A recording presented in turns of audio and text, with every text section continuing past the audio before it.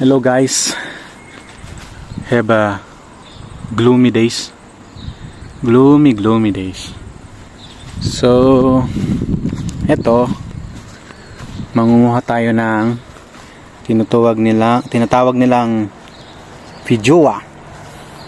Ito parang bayabas sa atin ba, Pilipinas.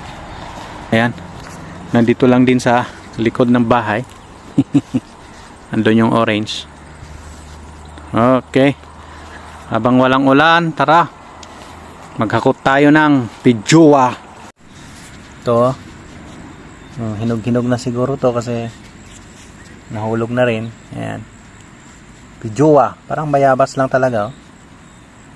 Manamis-namis na medyo minsan maasim-asim.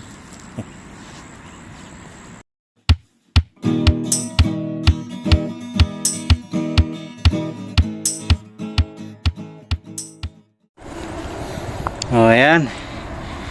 Ang dami-dami naman. Ayan. Magasan na natin ang ating nakuha. Ito, hiwain natin. Tingnan natin kung manamis-namis ba ang lasa.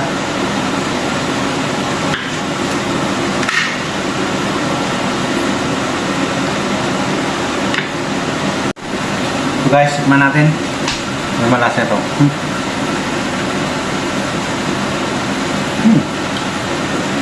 Okay na eh.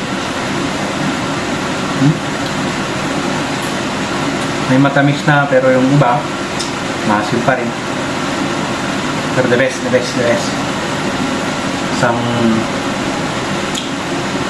prutas din dito sa New Zealand na masustansya. Sarap, parang bayabas na.